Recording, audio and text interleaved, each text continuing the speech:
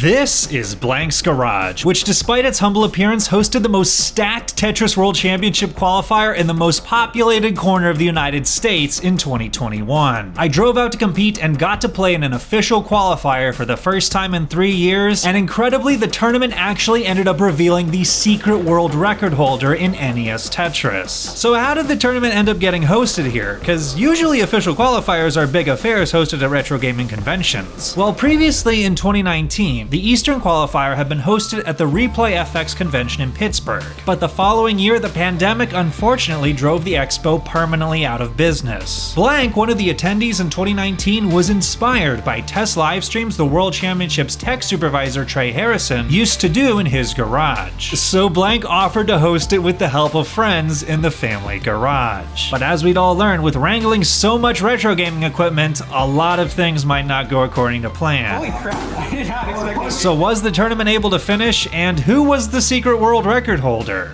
Let's rewind to the beginning. We've picked up Eric and Dan, and we are headed to Blank's Garage. It's gonna be an 8-person bracket. Dan, are you playing today? I'm still not entirely sure what I'm going to, actually. Yeah, there's 8 seeds in the brackets. Eric's probably gonna be number 1 seed. He got almost a 1.2 million average. 1.195. Someone chose 1.2, don't tell anyone about it. Eric ICX, Dan QZ, and I all carpooled together as we were traveling in the same direction, and Eric passed the time by playing NES Tetris on his Nintendo Switch. A few hours later, we had arrived at the garage. More and more Tetris players got dropped off by their parents, and for nearly all of them, this would be their first official qualifier. Dan QZ uncovered the massive stockpile of computer parts that Blank would be using to begin a PC building startup. That's ridiculous. This is an absurd number of monitors. There's just computers piled behind all these curtains. Hey, Sam! Oh, you're Sam. Yeah, right. Recognize it with the hair. In the 2020 World Championships, Sam had finished in the top 8. This was his first ever live event. You guys have any food? No. I'm ready to go to Anderson. To take a break and hang out before getting into the work of the day, Blank led us on a scenic walk through the surrounding area to the local diner, where we all had lunch together. Blank and Shockey played speed chess while waiting for food, while Dan QZ reviewed the soup of the day. Chickenless chicken and noodle soup. There's no chicken. After eating, Opox coordinated with Hydrant Dude over Discord on where to meet up with us. Yo, Hydra, we're out here. We're out here just waiting. There's no way you can miss us. Yeah, a bunch of Asian kids and their supervisors. Wait, is that Hydra? Yo, it's Hydra!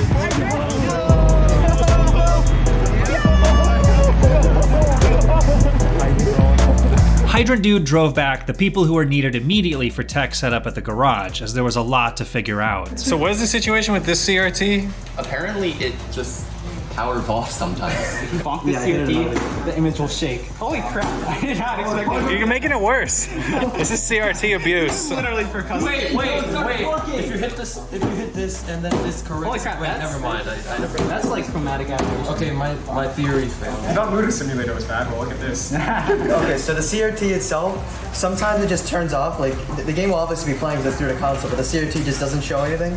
And with this cartridge and Retron, sometimes it just like completely borks your game. I think 2 wrongs will make it right here. Yeah, once it turns off, it'll stop flickering. Oh, color. You have to play in PAL if you want color. What's happening with the computer?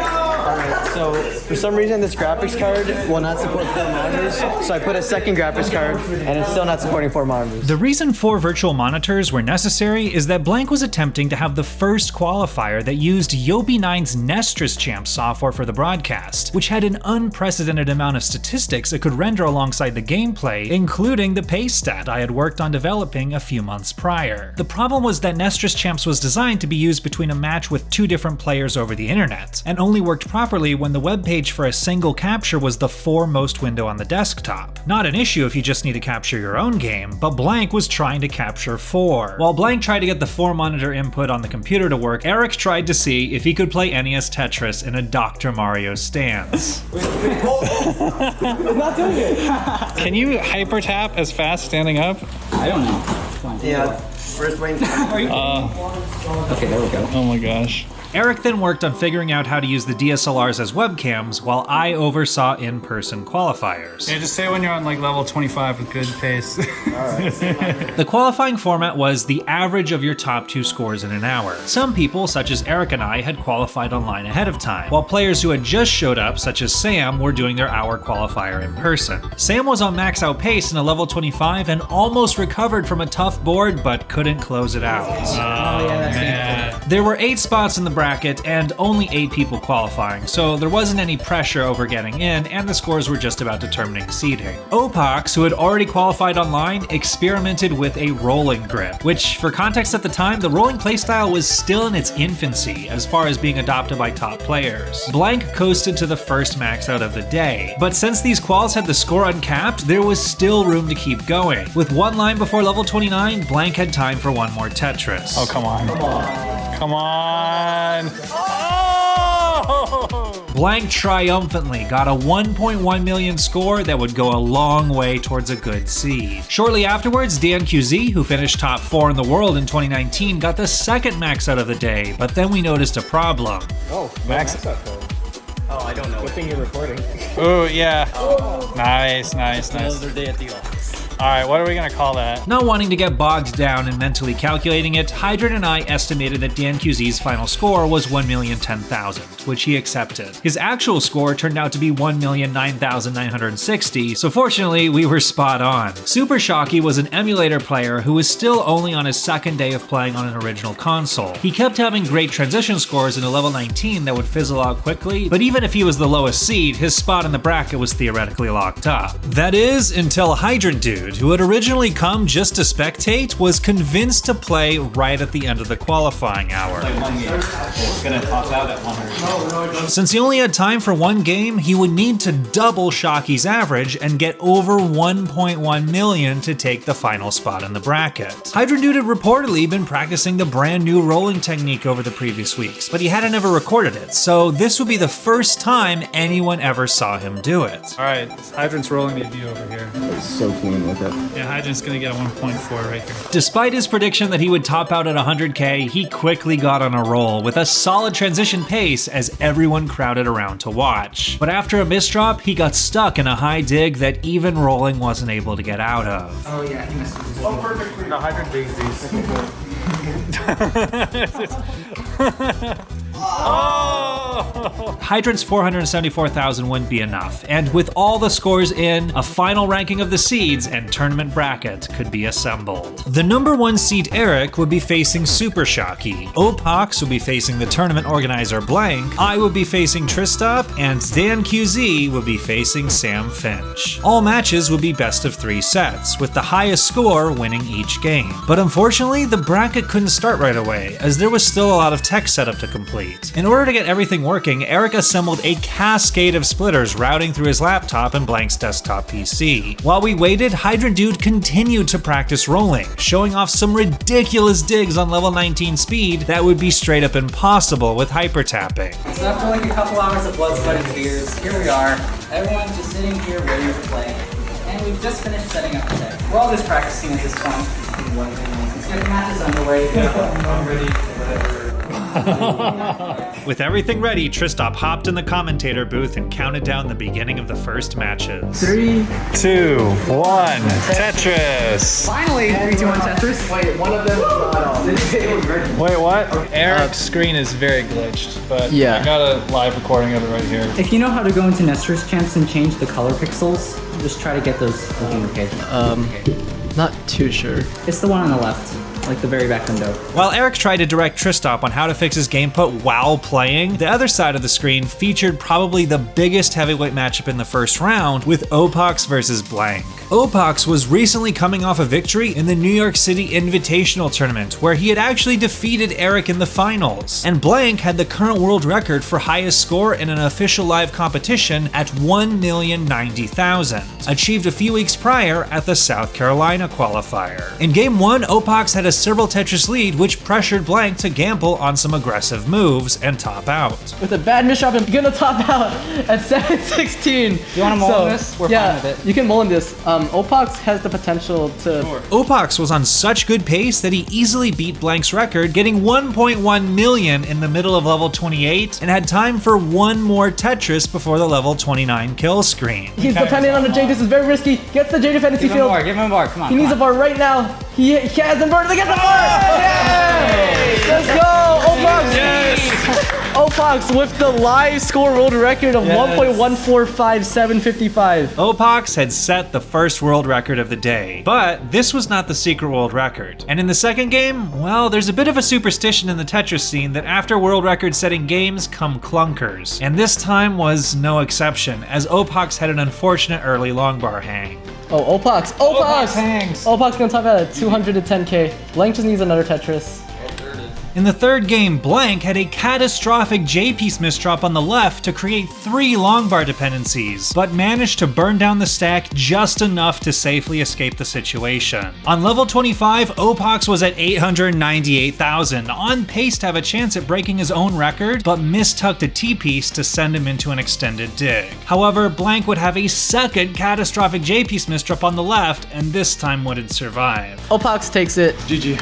He could play it out if he wants to, but I don't think this is gonna break it. Still GG. yeah, Good game. that was a pretty good set. Opox would advance to the semifinals. Over on the other side, Eric and Shockey played their match, and in game 1, Eric's game capture had cleaned up by the transition, but an untimely misdrop put him in a bad spot. He needs a square or something. Eric's gonna hang a piece. Can he get it over?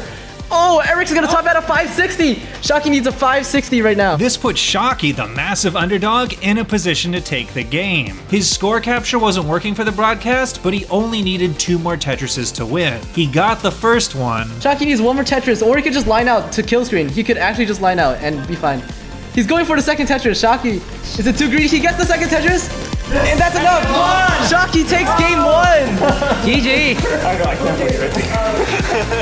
Eric and Shockey's game captures were still having issues in game 2, so I continued to video their games behind the scenes, and it looked like Shockey might be on the road to a shocking sweep. Eric is dealing with some early traffic in his board.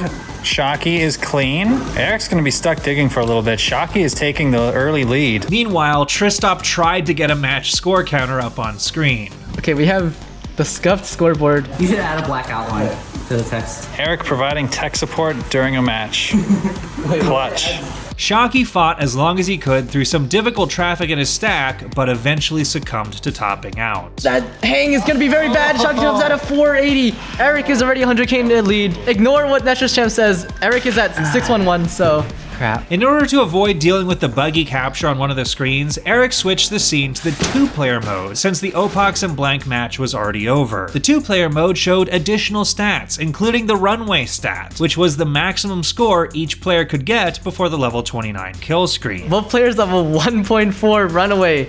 That's crazy. If they keep this up, they might get world record. Shockey made it to transition for the 3rd game in a row, but then things went south. Shockey with the hang. Oh no, Shockey! I don't think Shockey can get anything over. This is too high. Oh. Might as well just mull on it. Okay. Mulling it from level 20.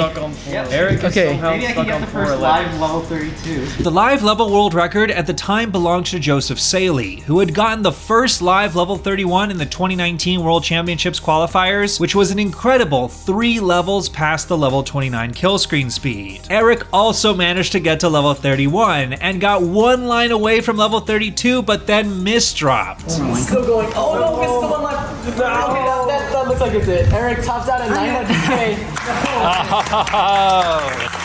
That's what time it was. Although he fell just short of his goal, Eric still did get an overall live lines world record of 259, barely beating Joseph Saley's 258. This was still, however, not the secret world record. Eric had held on to advance to the next round, despite a valiant effort from the last seed Shockey. Next up, I faced Tristop. This was a special match for both of us, as the last time either of us had played a live match was years prior before the pandemic. me at the 2019 West Coast Qual, and Tristop at the 2019 East Coast Qual. How did you do in the East Coast qualifier? I got last season. I got swept by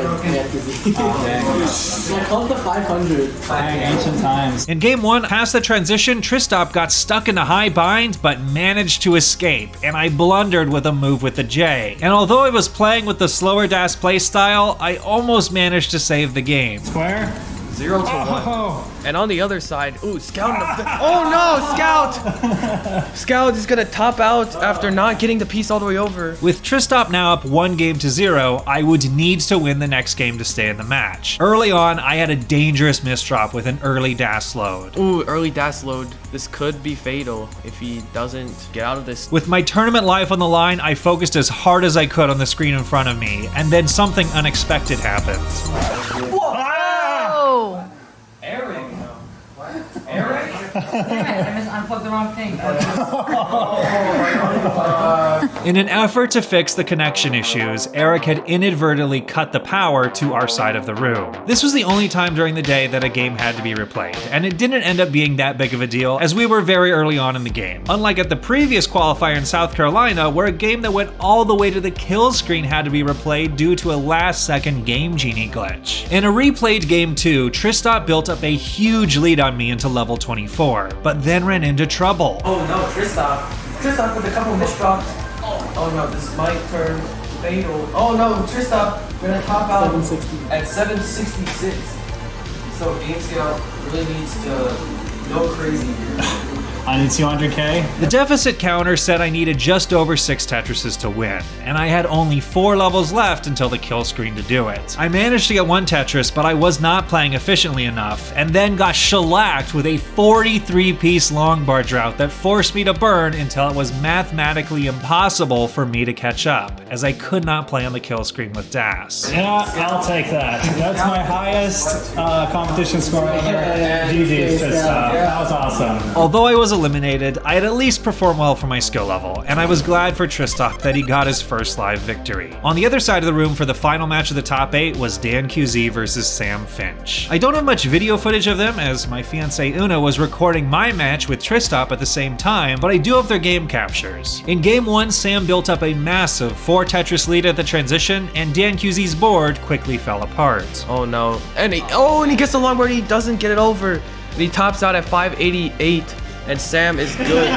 In game 2, Sam built up an even bigger 5 Tetris lead, and Dan QZ's board again fizzled out. And Dan here in a really rough situation, but he can still dig out. Oh no, he misses the square and that's it. Sam gonna advance with the sweep. Sam's pace was so good that he continued playing and needed 1 more Tetris for the live score world record right before the kill screen. If you get a bar right now, it can happen. Oh, he doesn't have any more burns, I think. Oh, woo! Oh, and Sam, there we go. Yo! New world record. New world record for highest live score for Sam. Less than an hour after Opox set the world record, Sam had overtaken it in style, getting an extra Tetris on level 29 to move it up to 1,184,000. World records were being set left and right, but this was still not the secret one. Sam moved on to the next round for the semifinals. But before we started, Eric still had to get both the DSLR cameras working as webcams, so to pass the time, Blank and Shocky played chess, Dan QZ did a handstand. Is there an indentation in your hand? Look at these. It's like the moon. Oh my gosh. And we also played foosball. I joined the match, and I guess in beginner's luck, ended up scoring 2 goals in a row from the back row.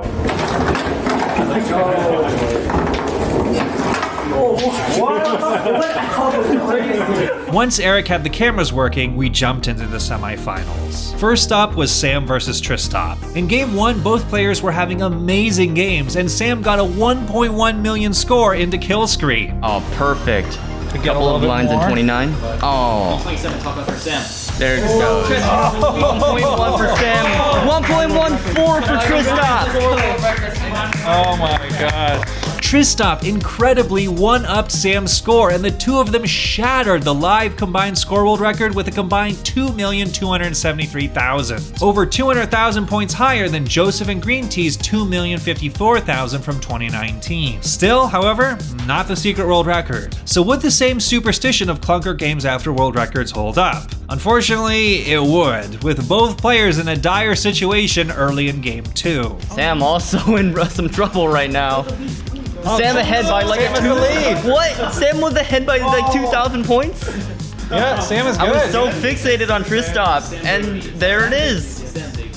Oh, line spin. I don't even need to finish that. We got it. Sam held on to tie things up, and it would all come down to game 3. Sam, however, would end up getting trapped in a board that took dependencies to the extreme. Now he is extremely line dependent, which is debatably worse. Oh, it makes a terrible misdrop right there. Oh no. I'm not sure he can get out of this one. There were just too many alternating holes at this point for Sam to be able to clear anything. Oh, It's not over, it's at not a over. 215. Tristop needs 2 Tetrises to take it. Oh, and there it is. Tristop had survived the decider to advance. And next, Opox would face Eric in a rematch of the New York City Tournament Finals. And I got invited to join the commentary booth. In game 1, Opox was on incredible pace, but couldn't keep it up. Opox, oh no, and Opox tops out with 748,000. And Eric's score is showing correctly. He is ahead at 834,000. Eric decided to go for the world record and get 1.2 million, and in this situation, the runway stat was actually really helpful, as it showed by what margin it was still possible for Eric to get 1.2 million before level 29. All right, Eric's gonna keep going. He's still playing perfect. He's still got a runway of 1.264. Oh, very nice clutch movement with the T to continue playing perfect. Unfortunately, Eric had to burn too much and settled for 1,144,000, only a little less than a Tetris short of Sam's world record. Game 2 was match point for Eric and ended quickly. Opox needs a long bar right now to survive. Needs something, needs anything, and it's not gonna happen. Tops at 116,000, and Eric is going to sweep. Eric would advance to face Tristop in the finals, which would be expanded from best of 3 to best of 5. Unfortunately, Tristop's camera input kept freezing, but at least the game captures were still working. And things started out tense when Eric got into a ridiculous situation early. Oh, and Eric, is this gonna be another Eric moment? Oh, Eric clears, oh my gosh, Eric. It's just 18, he can totally get out of it. Needs like one more good piece. Gets the long bar over. Digging and digging, gets the pieces, wants the bar. Oh, takes a triple instead. Eric is clean, waiting for the Tetris. We're waiting for it. Boom! Tetris for Eric! By the time the kill screen arrived, Eric had scored well over 1 million points and had seemingly built an insurmountable lead against Tristop. Oh, Tristop looks like he was burning. He's gonna need a lot of points on kill screen. Wait, his score is not updating. Uh-oh, he's not at 910,000, he's at 981. Tristop's real score was actually close enough that he could win with 2 Tetrises, but had just 1 line left before kill screen. Spam Oh. the Tristop to help Tristop. Oh, give it! Oh! Misses the Tetris for the victory by getting droughted on the kill screen. He had a Tetris set up. The score was not updating live. Tristop was less than a Tetris away. At the beginning of game 2, I finally got the Tristop cam working, but it was only seconds before the game was over. Tristop in serious trouble. Tristop tops out at 7,000. CRT talks, and Eric is good for game 2. In game 3, with the match on the line, Tristop tried his best, but had some rough misdrops. Oh no, and Tristop hangs pieces, and that's gonna be it. Eric is your winner of the Blanks Garage Qualifier. Congratulations to Eric. I'm gonna mull this. I want to see what I can get. All right, Eric's gonna mull in this. It's the last game of the day. Gonna try and get as much stuff to the left, have a good board going into 29, gets it all the way over, and there's the Tetris. Great board into 29, plenty of spots to burn. We're gonna see how long he can last. He's gonna need something for the right. That's gonna be tough. Gets the long bar over and needs an L piece badly. Oh, and can't get the long bar over. And Eric has done over 1 million. Your winner. Congratulations once again to Eric ICX. By winning the official qualifier, Eric would get free entry into the World Championships. No one's gonna see this, but All right, we're gonna see it over here on the IRL cam. Trip cop. Tristo. All right, and now begins the saga of trying to pack all this stuff up. Since it was late on a Sunday night and many of us had a several-hour drive back, we packed up everything as quick as we could in the middle of the pouring rain. Dan QZ tried to get as many takers for his homemade cookies as possible. I'm gonna take more cookies so that less of them are ruined. We took CRTs out to the car under the protection of umbrellas and drove home to the sight of lightning in the sky. We finished the night by dropping Eric off at his house at around 1 a.m. So alright, let's finally answer the question. Who was the secret world record holder and how were they revealed? Here's what happened. That same summer, a mysterious new player named Jounce, who portrayed himself on stream as a wolf character and never showed his real face, began practicing the rolling technique.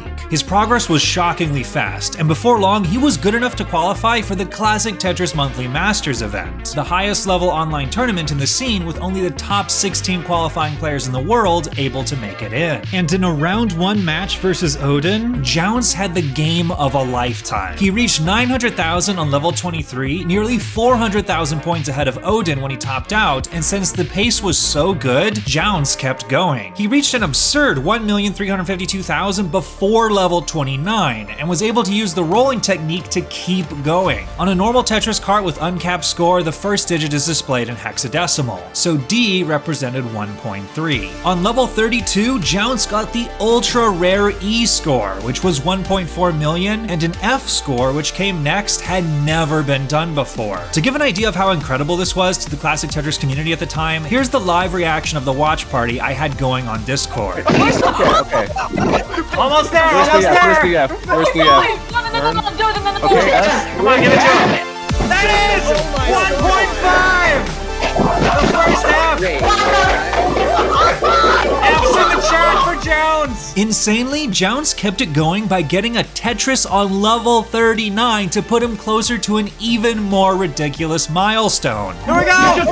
One more! One more line. Oh my god! 1.6! Let's go! He's not even done. First rollover!